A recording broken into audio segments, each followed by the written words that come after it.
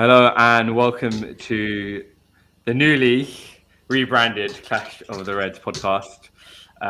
We decided to have a bit of a rebrand only because we are discussing a bit more Man United for mine and Tamim's liking with the two United boys here, Dr. Omar Munshi and Mr. Dog over here. How are the United boys doing after that Forest draw? Content, not amazing, but content. That'll do. A bit disappointed. I'm surprised we drew against Forest, but a point is better than no points. Eh? For sure. And of course, the man of the hour after Liverpool freshly beating Real Madrid 1-0 at Anfield, also beating Aston Villa 2-0 at home at Anfield on the weekend. You must be happy, Tamim, a bit relieved as well. Yeah, I'm a happier man than I have been in the last few weeks. I've forgotten what a win feels like. So it's nice to be reminded. Of course, Arsenal did win today as well with a 3-0 away victory in Prague with Slavia Prague. But of course, the match of the day, if you're gonna exclude the PSG Bayern Munich tie, was Liverpool Real Madrid. So we'll start with you, Tamim. Tell me your thoughts on tonight's match, and then if you want to speak a little bit about the Villa match as well, feel free. So over to you, Tamim. Starting off with tonight's match. Very happy. We built off a good win against Villa and continued that momentum. I was pretty confident going into this game, actually, especially after Villa. And also the fact that approaching a La Liga team is very different to the Premier League, very different. So I was quite confident with what Madrid could bring. Obviously, they're a world-class team with Mbappe, Vini, etc. But just as a collective unit, I felt like we had the right players and the right style to beat them, especially with the changes made. But yeah, it was a great game. I thought we played really well. We did what we had to do. We created a lot of good chances. We nullified Madrid when they did get the ball. Conor Bradley, what a performance. I thought Bradley played amazing against Vinny on that in the right back position. He defended brilliantly, regardless of what Vinny was trying to do, what Mbappe was trying to do. He was the standout player to me. So very happy with Bradley, very happy with our defending and our midfield, everything. Attack played very well. It was pretty interesting. And the same point I'll make about the Villa game with what the changes we made to our formation and the lineup. We played a flat three midfield with the fullbacks not really bombing forward, playing it safe with Bradley at right back and going back to Robertson, who looked much these last two games than Kirkes did, like levels above Kirkes right now, even in his decline. So defense was way more assured. We the midfield three helped the defense much more than we had against Brentford and Chelsea, Palace, etc. It was like going back to last year's team almost. I think Slot, it was kind of like, let me just go back to what worked last year. The only difference being Ekitike up front. So that in a way is nice. Also a little bit concerning because we've made signings to try and improve the team, but it's like we're going back to a tried and trusted formula, which I guess, it did win us the league last year. So just defensively much more solid. Like I said, we nullified Madrid to what they could do. Courtois again had a brilliant game. I think we could have won that game 3-4-0, to be honest with you. Like we were miles better than Madrid, created a lot of chances and a couple of those should have gone in, but again, Courtois played a blinder. He was very quick to react, like he always does, and very imposing in goal. So, happy overall. I think that Madrid just looked really predictable. The times where we did sit back and Madrid were dominating the ball, I didn't have much fear in me.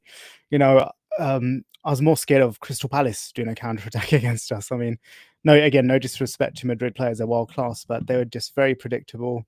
Maybe they weren't pressing enough when they should have been. They weren't the passes weren't quick enough. They weren't sharp enough. They had one or two moments. Yeah, Bellingham had a good chance. Mbappe had a good sort of half chance he created out of nothing, which showed his class. But apart from those two shots, I don't remember much else from what Madrid did. So yeah, very happy with what we did, how we nullified them.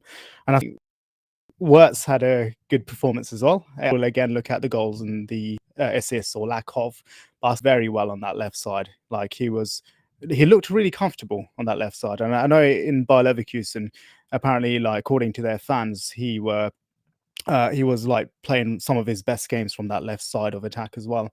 So yeah, it looked pretty good. He was much more creative than Gakpo on that side, and he was pressing well. He created quite a few chances. I think there was a stat saying he created the most chances, more combined than any Madrid player, all the Madrid players by the end of the first half. So he played very well. But again, not scoring, not assisting. It might not be the greatest look, but as I've said many times on these episodes, Wirtz has never been the problem, in my opinion. The stats might say otherwise, but he's not been the problem. So yeah, very happy overall. That was my take on the Madrid game. If I'm to briefly sort of go through the Villa game, similar points. Again, it's the same of what I just sort of said about the Madrid game, going back to the last year's formation of the midfield three, bringing Robertson on, and that made a big change. Like Villa, similar to Madrid, were very nullified and didn't have many chances apart from what Rodgers did in the first sort of 30 minutes.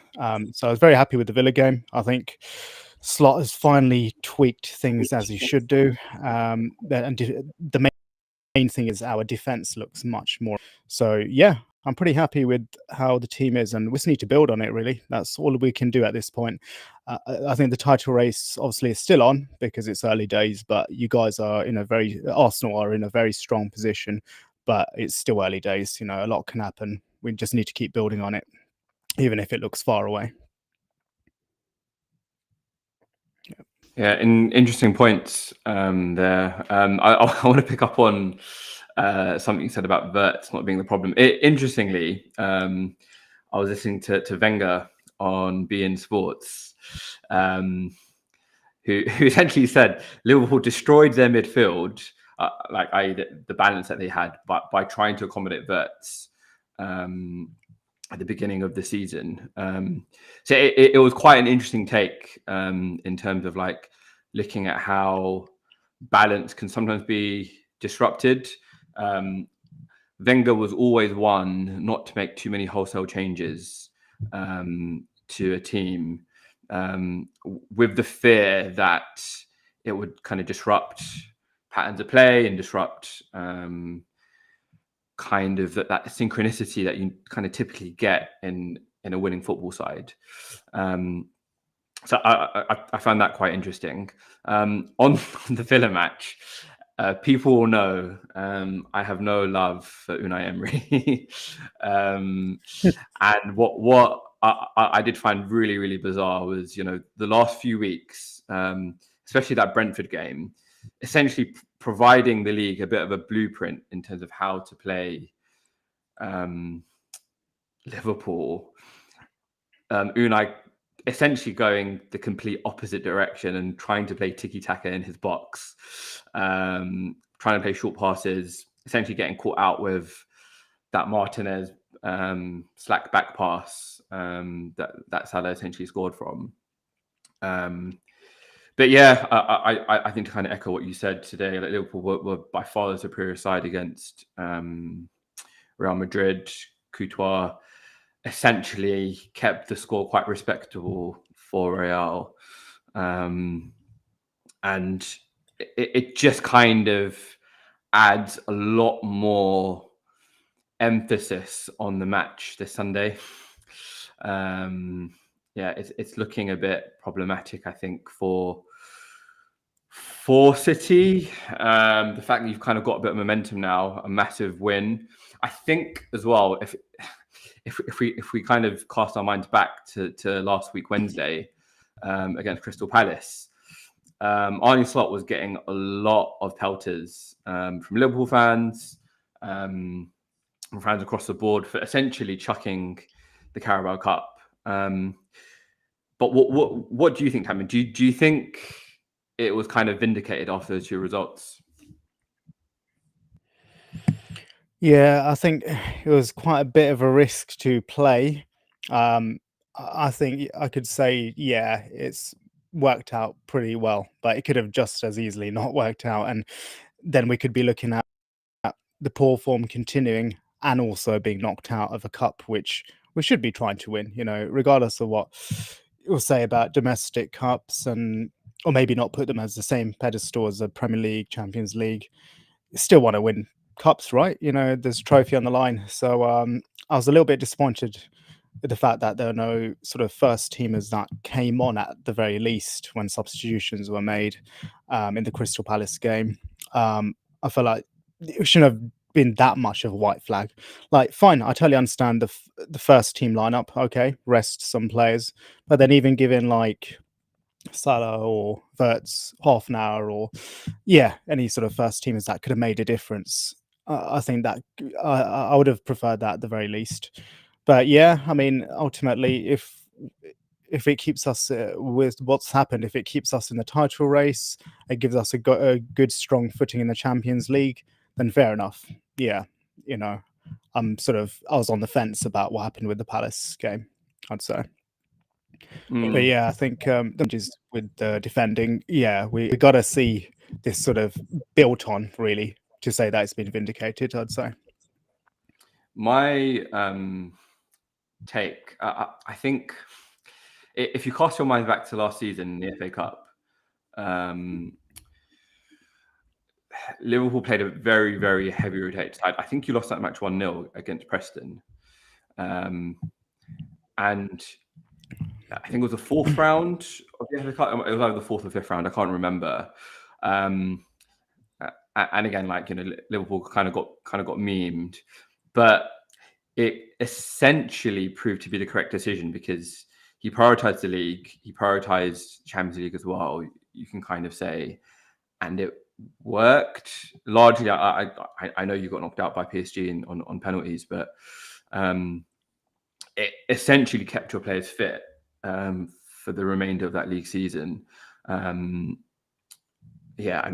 again, where fans kind of lie on the domestic cups, it's quite debatable. I mean, Omar, what's your take on the domestic cups? I mean, I know United have had some success and some joy fairly recently with both the FA Cup and the Carabao. What's your take on them?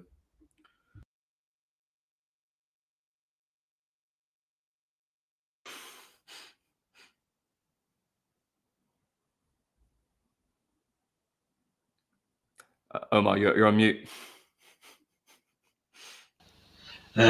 Yes, my general opinion is that you should push for it. I understand if you're in your situation where you're in all four competitions that you might feel a slightly weaker team, particularly if you're playing in a team in a lower division. But I would still say to go for it, just because it is a good morale booster for the team. So, case in point, where you mentioned United winning the Carabao Cup and the FA Cup. At least, particularly in that Ten Hag's first season when he won the Carabao Cup, it did lift the club up so much, especially where we hadn't won one for such a long time, a trophy. So I think it is an important thing to try and push for. I think a good example as I can't remember what season it was, but there was that with Wenger when he fielded pretty much throughout the entire Carabao Cup tournament, the youth team essentially. It was when Theo Walker was still breaking through in the squad. And you made it to the final, and I think you lost to Chelsea in the end. But even just having a youth team make it to the final probably had such a big lift on the club that I still think you should try and push for it. So I would say always to go for the competition, and a trophy is a trophy at the end of the day. It's one for the cupboard, so go for it. Yeah, it's again, well, we haven't won a trophy if you're excluding our beloved Community Shields since that COVID 2020 FA Cup. I kind of feel Arteta almost needs a domestic cup just to kind of get that trophy duct and drought kind of over and done with. Tammy, I think you had a point on what Omar was saying about Wenger. Mute Tammy.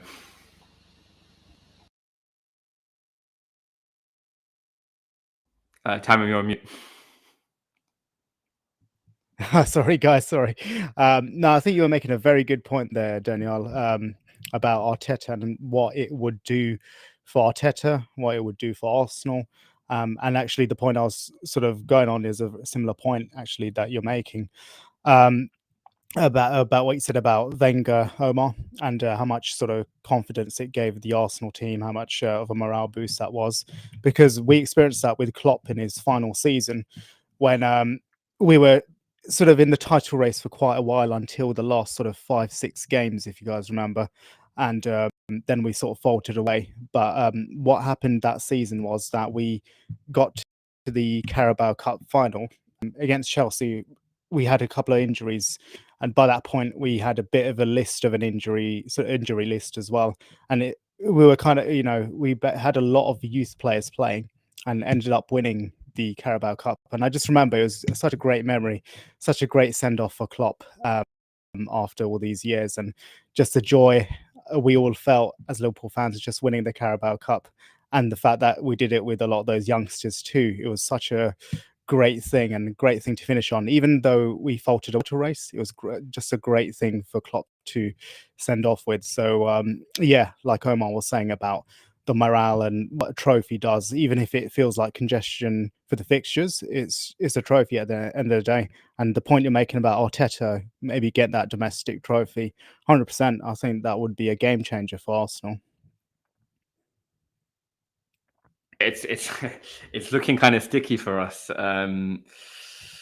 So, because of Palace's Conference League commitments,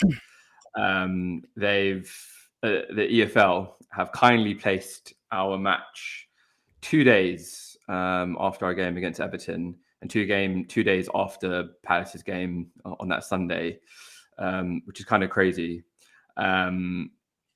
So essentially, and obviously, it's such a packed kind of Christmas schedule anyway.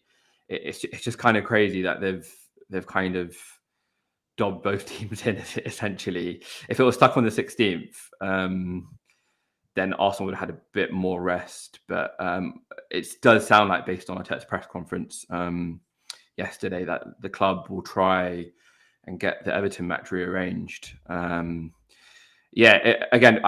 me, just based on kind of the list of priorities, I wouldn't have been despondent if we got knocked out by Brighton last week, just because that injury list is just racking up. We lost Victor Gyökeres and we lost Gabriel Martinelli the week before. Our forward line tonight consisted of Leandro Trossard, Bukayo Saka on the right, Mikel Merino, our supposed DM/third choice centre forward, having to lead the line. And I just feel like any other injuries to any of those 3 players, and we're in a very, very sticky predicament. It's rumoured that the likes of Odegaard, Havertz, Madueke, and potentially like Gyökeres and Martinelli should be back for the North London derby after international break. But yeah, again, like those injuries are just racking up left, right, and centre, which for me kind of made that win tonight even more enjoyable. I'm happy to kind of pivot towards Arsenal now, just based on how the flow of the conversation's going. So yeah, it was another comprehensive victory for Arsenal in Slavia Prague tonight. Did any of you guys watch it? It was a very awkward kickoff time. It was a very, very awkward kickoff time at 5:45. Luckily, I managed to come back from work just in time to catch kickoff.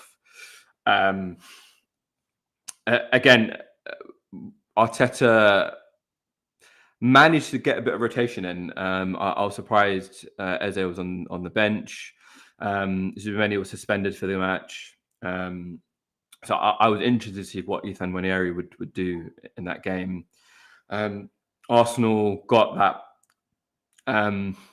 It was a set piece goal initially from a very, very European, should we call it, penalty awarded, where the Slavia Prague defender essentially just had his arm up in the air, and Gabriel essentially headed it onto his hand. For me, again, in the Premier League, I don't think that's given, but in Europe, whenever kind of your hands up in the air, we always see those penalties given. So yeah, obviously from an Arsenal perspective, was absolutely thrilled that the pen was given. Saka not doing any kind of silly Panenkas, just going for the bottom corner, and again was relieved that it did go in. And then Slavia Prague was trying to make that match very, very physical. Was trying to get into the Arsenal players' faces. And then after the break, Mikel Merino getting that crucial second goal on 46 minutes. And then again, it was just a very, very professional performance from Arsenal. Until Rice put in a really, really excellent delivery for Merino's second. A really, really tough place to go. I don't think Slavia Prague had lost there all season. Again, I was just thrilled with that. I'm trying to read out a quote from the Slavia Prague manager. If I was to list everything dangerous about Arsenal, we wouldn't make it into training. They're a mature team that controls games. They have tremendous technical quality. The players are big and strong and in top form right now. I was just absolutely thrilled with that. And also the fact that we were able to kind of put on Max Dowman, I believe a record breaker in terms of UCL, 15-year-old making his debut in the Champions League. This kid is literally in year 11. It's literally a school night for him. Coming on for an away match in the Champions League is just absolutely unreal. We had to put on Harry Mananous, a 17-year-old kid again for Declan Rice, who was a booking away from being suspended for the Bayern Munich tie, which is our next match.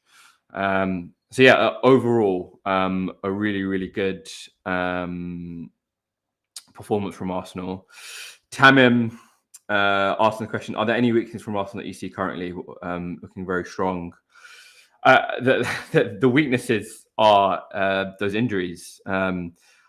I think if Saka goes down with any sort of knock, and Trossard as well, like any sort of knock or injury for Trossard, either of those two players are on from our wingers, then we're in a really, really sticky situation. If we can kind of get to the international break without either of those two players getting injured, and with hopefully the return of the players I listed earlier, then we should be okay. But it's just those injuries in the front line, Tamim, I think, is what I'm worried about.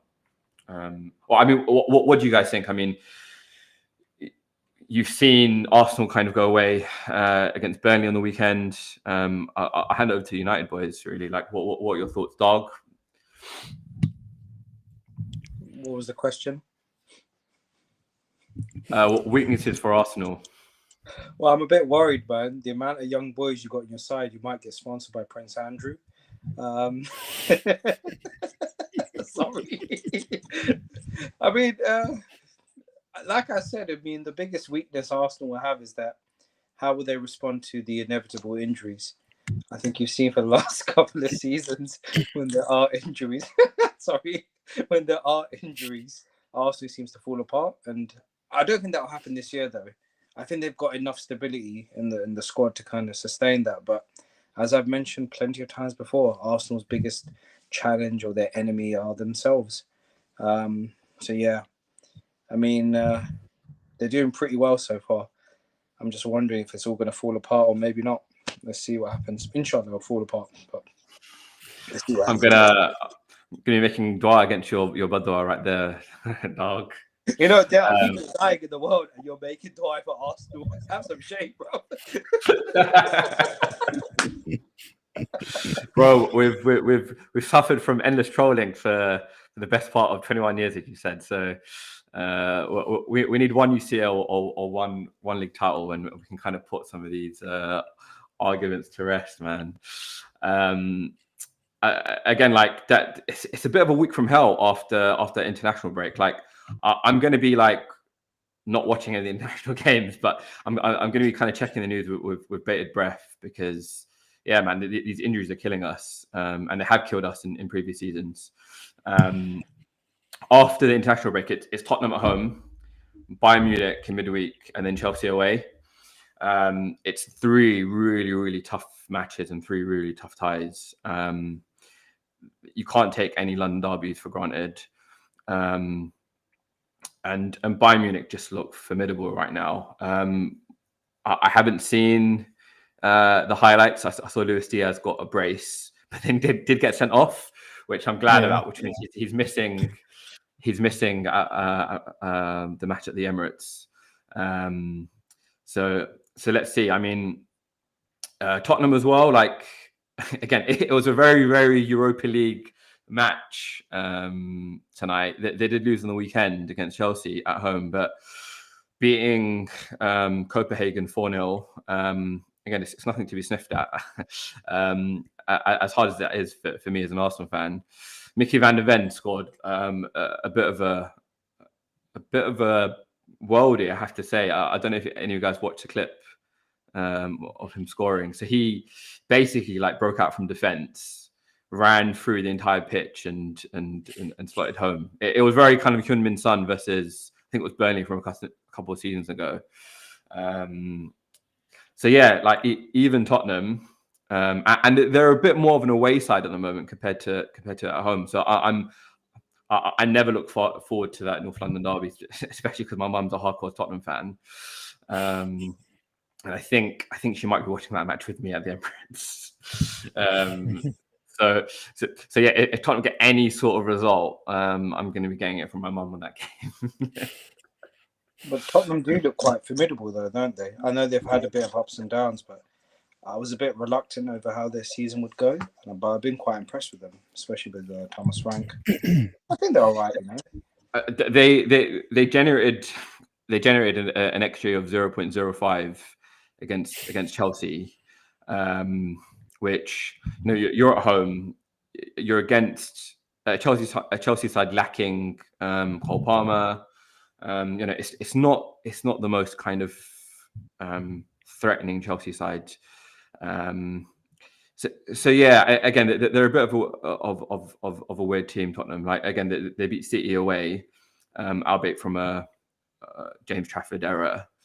I don't know who they've got on the weekend. I couldn't care less. But yeah, for me, we have to get through Sunderland. Like that for me is huge, especially because Liverpool are playing Manchester City on Sunday at the 4:30.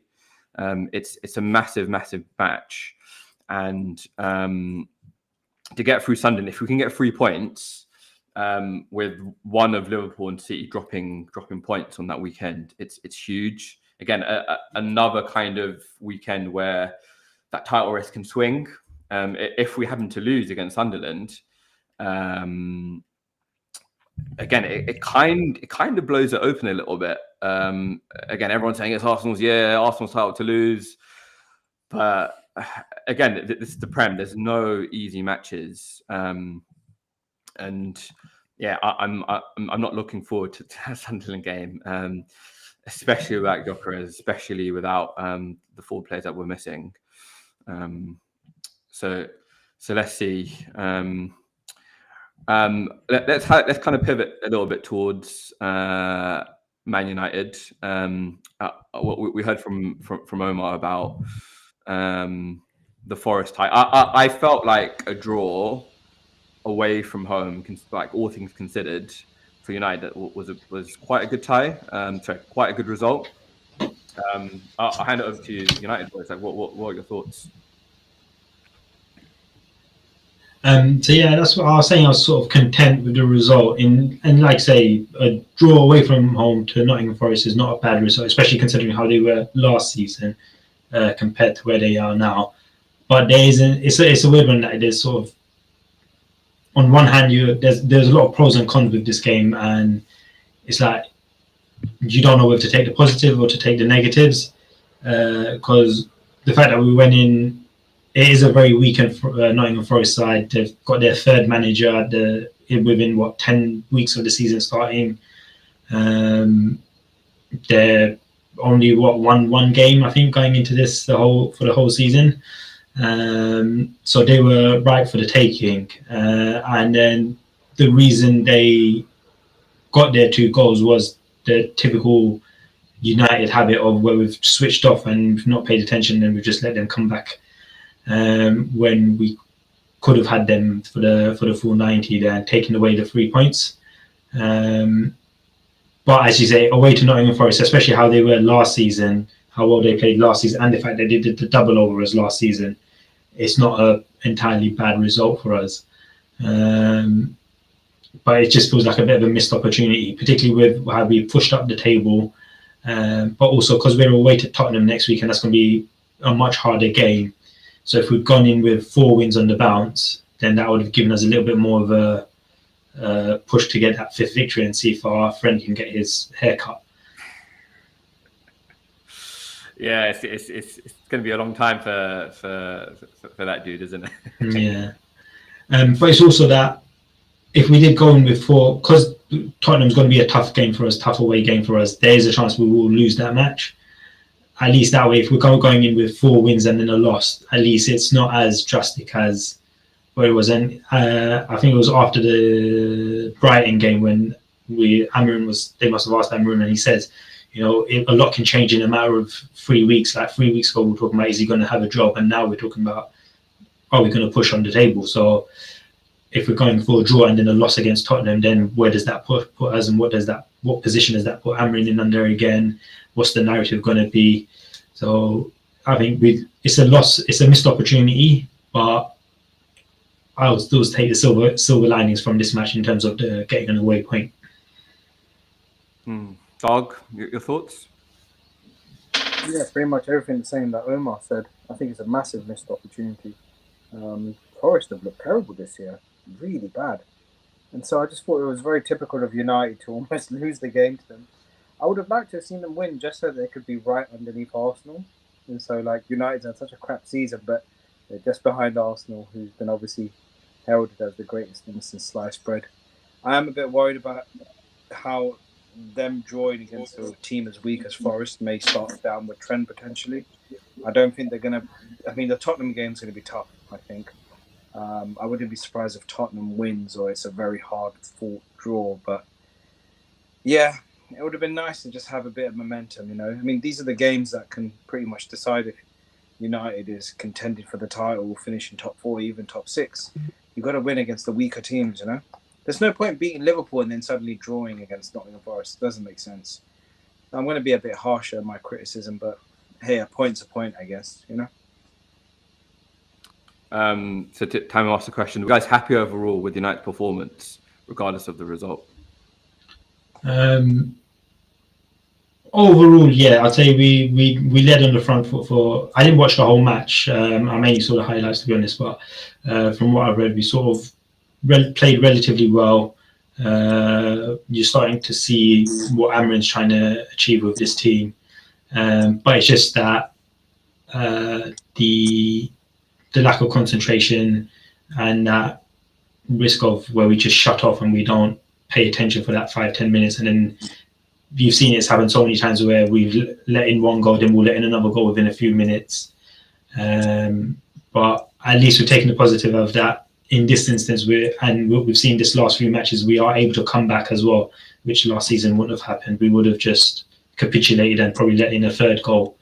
Because you saw against Liverpool got the equaliser, we went straight back up and scored. Against Brighton, they scored the 2 goals, but we didn't lose our head and we ended up getting that 4th one. So in this instance, Diallo was able to score a bit of a worldie there. So yeah, overall, I would say I'll give it about maybe a 6, 7 out of 10, more 7 out of 10 performance. Did you guys see the controversial opener? Well, because the ball went out of play before it was given as a corner. Dog, you're laughing. Go on. No, it's just the word controversial is always thrown around nowadays, isn't it? I thought we'd be talking more about the penalty that wasn't given today for Liverpool and Real Madrid. You know what? I feel like ever since VAR's come along, a load of referees have been slacking. So yeah, they should have picked up on it. It's schoolboy error. Yeah. Obviously, we have our. I say we ourselves have our own gripes of VAR and the PGMOL and balls being out of play, especially going back to the Newcastle match a couple of seasons ago. That cost us the title essentially. Yeah, on that controversial non-award of the penalty, like what was your takes on it actually? For me, it was a 50-50. I could see why the referee didn't give it, but also why it was kind of overruled. Like it was one of those ones where, like, if it was given, no complaints. The fact that it was overruled, no complaints. Like that's me kind of looking at it from a very kind of neutral standpoint. Is that from today? Yeah, you mean the match? Yeah. From today's match, Liverpool Madrid. I've seen so many decisions be awarded a penalty for stuff that's not even as clear cut as the one today. So I was quite surprised. You know, I thought it should have been a penalty because I've seen a lot like worse decisions be given. Not to say that that's the precedent that should be set. But yeah. Even like when you watch back the replays and see how it was Chouameni who kind of responded. When you see how he reacted, it almost seemed like it didn't seem like a natural reaction. So yeah, I was a bit surprised by that. Chamim? Yeah. I think that was a penalty all day long, man. I did have a little bit of maybe I was trying to put myself in a neutral shoe and think, is there any chance it wasn't a penalty? And I was thinking, is that natural body shape or not? Going to defend, going to try and block a shot like that. But I personally feel like his hand and his arm could have been closer to his body. It was still sticking out slightly, and there was a clear block by the hand. I think that was a penalty all day long. Omar, what's your thoughts on it? So I didn't see it. I just saw a picture of it, and from what I've read on it, a lot of people say that he was in a natural position. So that's what I would lean towards. And you know, when you play football, your arms, sometimes you need your arms in the air to balance out. So I would lean towards it not being a penalty. But this is where the handball rule is so unclear because they change it every 5 minutes. They just need to sort of pick something and stick with it. If you cast your mind back to the Van Dijk one that was given against him against Brentford, where it was funny because initially, right, it was given as a free kick. Now, because the referee blew and gave it as a free kick, the fact that it happened to be on the line meant that it had to be a penalty regardless of what had happened. I feel like if the referee hadn't have blown, it wouldn't have been given as a penalty. And this is where kind of like, if there's one kind of unfair thing about football, it's the award of penalties. It's an 85% chance of scoring a goal for very, very innocuous circumstances. I was listening to some of the punditry from the halftime award. Both like Rooney was like 100% that's the correct decision, and Robbie Fowler saying it's 100% the incorrect decision. I guess you can kind of see the biases there. What was quite funny was Daniel Sturridge was like, "Nope, got nothing to say about this." And I was like, "Okay, he doesn't want to upset the Liverpool crowd here because he probably thinks it was the correct decision." He was just waiting to sing. He was just waiting to sing some rubbish songs, innit, Daniel Sturridge? They'll drop a new Christmas single, innit? Yeah. But yeah. Again, I think if that happened in the Premier League, it's probably awarded as a pen. I think if his hand was slightly higher, if it was raised, like in an unnatural position, they probably would have stuck to the on-field decision. But yeah, it is what it is. In a sense, justice was served because Liverpool did get the victory in the end. So let's see. Hopefully, there'll be no more controversial decisions this weekend. But as we know, with our good friends at the PGMOL, they love to create content for their decision making. We've been going a good 40 minutes. Obviously, the big kind of headline match this weekend is Liverpool versus City. Mohamed Salah coming into a bit of form. Especially that goal that he took against Brentford. It was kind of like Salah of last season. Obviously, he did have a nice helping hand from Emi Martinez, giving him a lovely assist to Liverpool's first goal. Tammy, your thoughts on the Liverpool City match? Yeah, so it's going to be a tough game. Like it's City at the end of the day, isn't it? So slightly nervous, but I have good confidence going into the game. I think City have looked quite leaky in defence. They haven't fixed the Kyler Walker issue, in my opinion, very well, and they still are getting caught out in the counter-attack pretty often. They've leaked goals everywhere, and if not for sort of Haaland's brilliance, they could be a lot further down the league. And obviously, you can say that for any top player of any team, but their defending has not looked as solid as Arsenal's, and not much different to ours, to be honest with you, and not much different to what they were last season.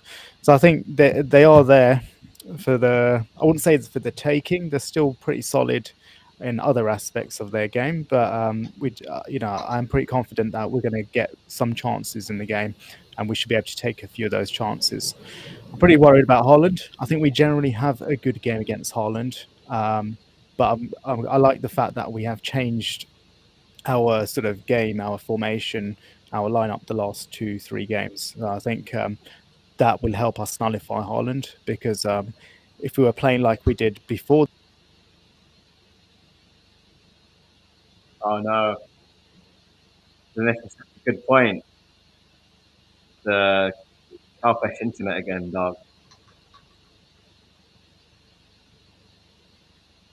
Should I finish Tammy's point and do an impression of him? Go ahead. Basically, I think if we could get together, it's not a problem too. Oh shit! Love you, Tammy. He probably still talking, get it to himself. He must be like sitting there making like a massive speech in it, man. No. Oh, he's gone completely. I've just removed it to hopefully like sort out the audio and the visuals. Hopefully Tammy can come join us back again.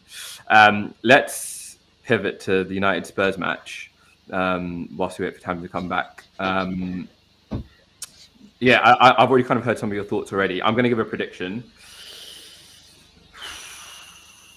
I'm going to go 1-1.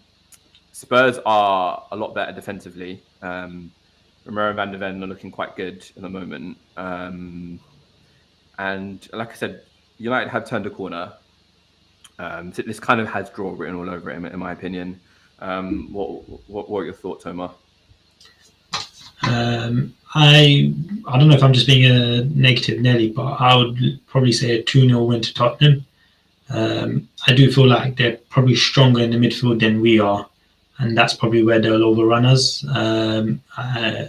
Casemiro has been playing really well, but I reckon they'll still overpower us in that area and take the points.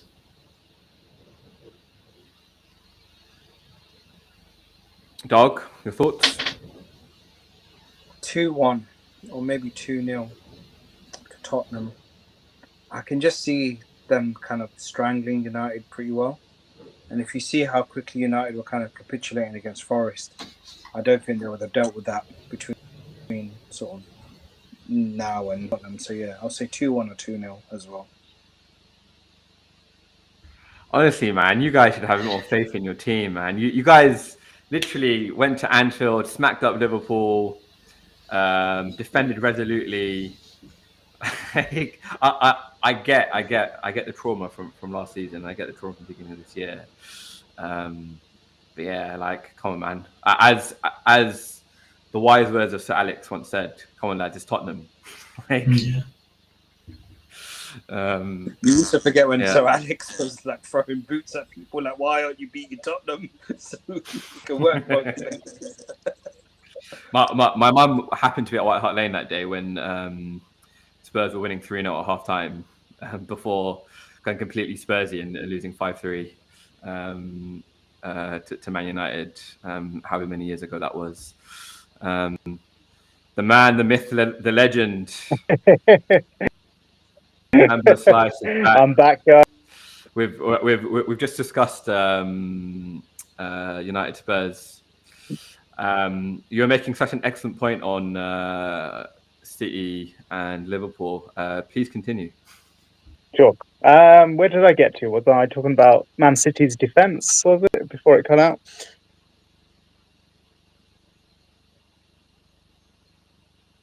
Oh no! It looks like Tamim's defences and internet has collapsed. Karpesh is reclaiming his internet again, man. Hey, dog. This isn't good. This isn't good. Oh, he's back. I'm so sorry, guys. I'm sorry, guys. What's going on, man? Tammim 1000, yeah? Right, third time lucky, Steve. I'm so sorry, guys. Yeah, I'm just doing data for my phone now, so hopefully that will stay. But yeah, what I was saying about the City game, yeah, I have confidence because I think their defence is still not that great. They look pretty similar to what they were last season. They hadn't fixed the Kyler Walker issue, in my opinion. So, yeah, I think we'll have chances. We just need to carry on this momentum that we've been building the last two games. I think the shape is important with how we play with the midfield, with Robertson back in the team and the fullbacks not going forward. I think we need to carry on that. Szoboszlai is key. I think while Szoboszlai starts for us, he's our most important player. Winning back the ball, setting the tempo, having, creating chances in attack. He's been a very brilliant all-round sort of midfielder for us. So that's where the game will be won or lost, in my opinion, with the midfield and with Szoboszlai's performance. Yeah, so I'm pretty confident going in. I don't know what I'd predict. Possibly a draw. I'd like to lean to, Liverpool bias and say we'd win. So I'll go 2-1 to Liverpool. That's my thoughts. It's a really good point, actually. Like, I'm basically in a Liverpool chat that doesn't involve you, Tamim, and they were basically rating that as Szoboszlai today and his overall performance of the season. So interesting. I think Rodri will be key for that game. I definitely agree with you. Like that, the match will be kind of won or lost with that midfield battle, and if City's midfield can feed Haaland, as they did last week against Bournemouth. Yeah, he's just unplayable at the moment. I can't see Liverpool keeping him out. That's kind of my thoughts. I'm gonna go either a 1-1 or a 2-2, which will serve us nicely from an Arsenal perspective. United boys, your thoughts on your rivals, Liverpool City? Our predictions? It was a 0-0 draw. It's going to be a boring game. I would love that. Dog? Yeah, I think it's going to be maybe 1-1. Yeah, 1-1 or 3-1. I don't know. I say 1-1 actually. I think both teams are going to be quite conservative, and they know that if they lose, it will widen the gap. So yeah, I mean, how do you feel as an Arsenal fan if they drew? Both of those teams, would it have an impact? the best possible result for us. You said 3-1. Who are you leaning towards initially? Who's your I mean, I gut was going to? initially thinking 3-1 where Haaland does a brace, maybe. Oh, right. Okay. Yeah, but then I also feel like because he's been on one hell of a streak right now, and I'm thinking Liverpool's obviously built up a bit of momentum. But I've noticed, especially in today's game against Madrid, they relied a lot on Szoboszlai. He was awesome. And I'm thinking if he has a bad game, can the rest of the team kind of step up? So yeah, it's either going to be a boring draw, like I almost mentioned, or it might be quite a one-sided affair in favour of City. I don't know. Let's see. I couldn't really care less, to be honest. I'd much rather United be second and the rest of the champs are beneath. But there we go. Yeah, so a draw kind of suits you boys well as well, I guess. Let's talk about Arsenal Sunderland. We can just finish on that. I'll let you guys go first. Predictions, United lads. 2-0 Arsenal. Where's Sunderland in the table?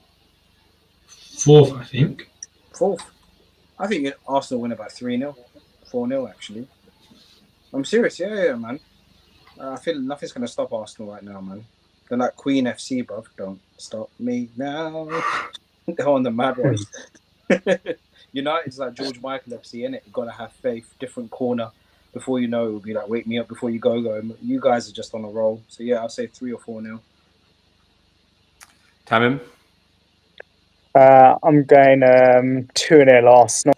As much as I'd love Xhaka to get back to show Arsenal what they're missing out on. I think start this season, but yeah, I think you guys will be too strong for Sunderland, and they looked quite weak against Everton. Are a good team this year, but they did look like they should have been pretty like 2-3-0 down against Everton in the first half, if not for their terrible finishing. So I think you guys will expose that. Yeah, I'm going 2-0 Arsenal. Yeah. Not as confident, Daniel?